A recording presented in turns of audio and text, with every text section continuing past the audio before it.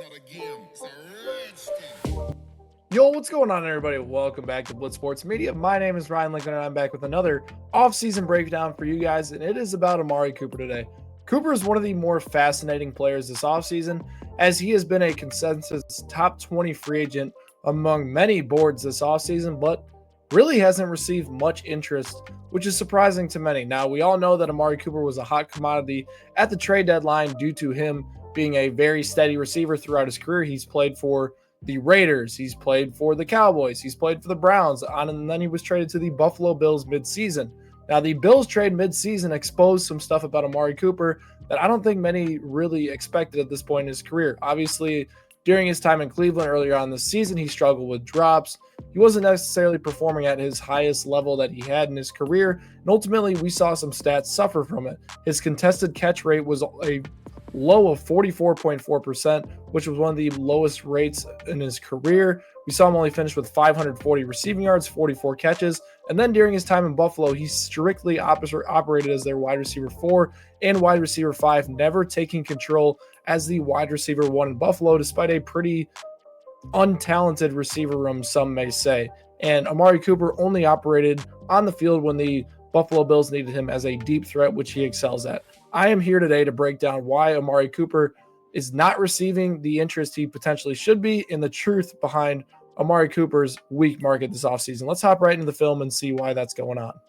Like I mentioned before, a lot of Amari Cooper's big plays in the past have been as a contested catch receiver. He isn't necessarily top of the league separator, but he's been above average throughout his career. Cooper is down here at the bottom of your screen. He's going to run a really good double move here. Ultimately doesn't fool the defender by any means, but he's able to just be an absolute beast. Physical threat. Josh Allen just throws the ball up there. Amari Cooper's going to bring this down for a touchdown catch. Just a different type of ability that Amari Cooper has shown in his career. I want to roll this back right to this point, right about here. When you pause this right here, the defender's in a great spot to make this play.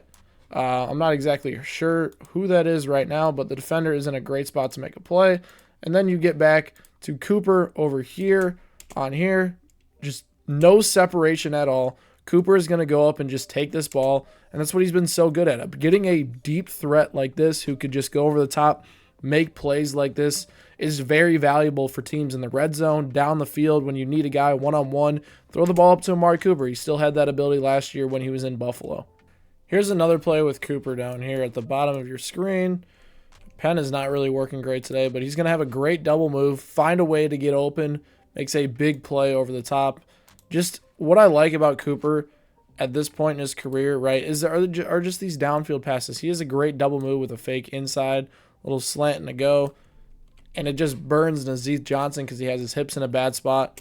And Cooper doesn't necessarily run it the fastest, but he ultimately has a quick cut, gets that separation, and he doesn't need a ton of separation to make plays like this, like we just saw in the last play. He can go out over the top and make a play like that, or he could make a play on the outside, which is really valuable. This kind of works through everything on this play that we've been talking about. Cooper's ability to separate versus press man coverage, and his ability to work over the top, ultimately mossing defenders at will. Gets a step of separation right there, able to go catch it over the defender right there and just absolutely bully a guy. Let's break it down real quick.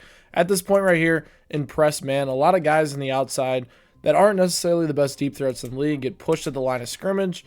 Cooper is able to work his way, get some separation with his footwork, gets over the top the defender, and this is the thing about Cooper. He's not the fastest runner in the world. The defender is able to catch up to him quickly, but he makes up for it with his strong hands and physical play over the top of defenders, ultimately catching a ball like this that seems really hard for a lot of receivers in the league.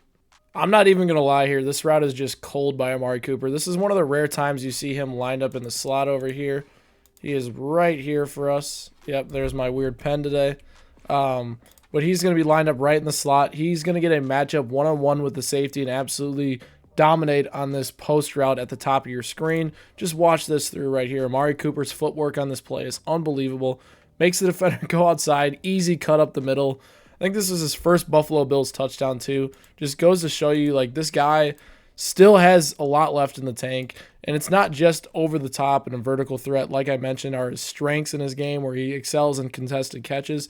He does still have decent footwork. He excels finding and exploiting weaknesses on the defense as well. And he really could operate as a strong wide receiver too still.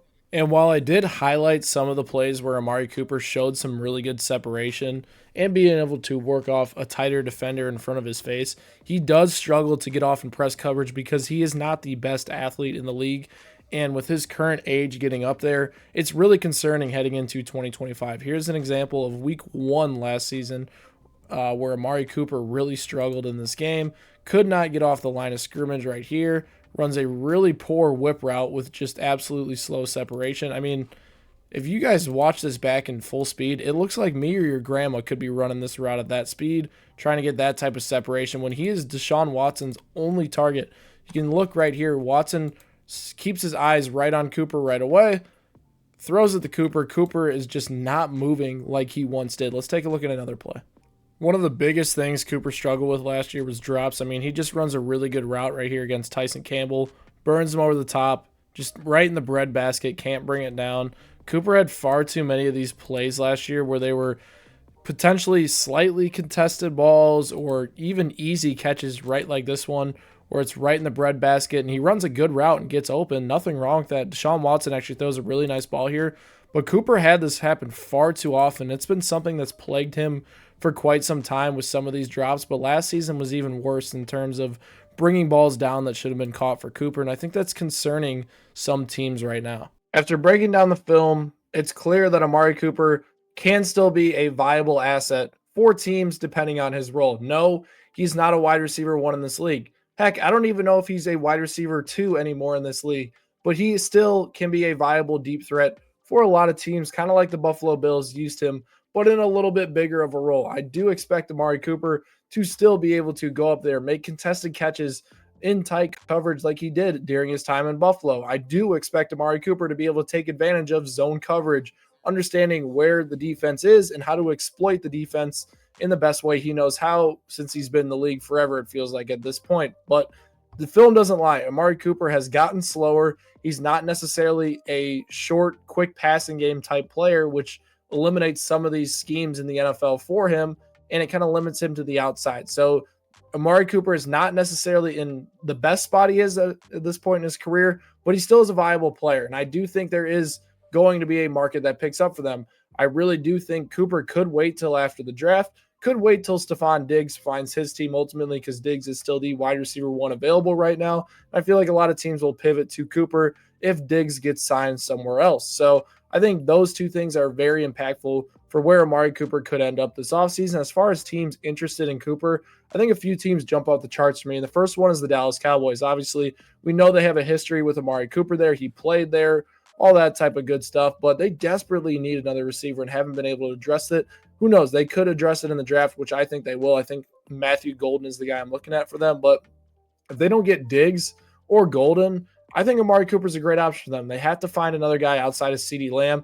I think signing Cooper for what his market value probably is going to be makes sense for them. And then you have the Raiders, another team that has 2 good pass catchers, but outside of that doesn't have any other players in that offense that are really exciting for me. I think pairing him up with Jacoby Myers and Brock Bowers as their number 3 option definitely gives them a lot of options, especially with Geno at quarterback. You're going to need a ton of talent around him for him to be really successful. I think that fit makes sense. And another team I look at is the Arizona Cardinals. The Cardinals desperately need another playmaker outside of Marvin Harrison Jr. You get a guy like Amari Cooper who can stretch the field, give you a deep threat when contesting catches. You allow Marvin Harrison to play a lot more between the slot, between the outside, running different route concepts, which ultimately will open things up for him as well. Some other teams I expect to be in the market. The Patriots should for sure be in the market. I think some other teams to take a look at are the Chargers, who still haven't found that wide receiver 2 yet. So I think those two teams are they'll round out my top 5. Let's just say that. But all in all, I think Amari Cooper's market is where it should be. I think he's going to wind up signing a year from 1 year to $12.5 million between Cooper Kupp and Tutu Atwell, somewhere in that range. I don't think he gets a long-term deal like Kupp did. And I think Cooper is going to try to wind up on a team where he can play more than he did in Buffalo. What do you guys think? Does the film lie and tell us that Cooper still has a lot of good football left?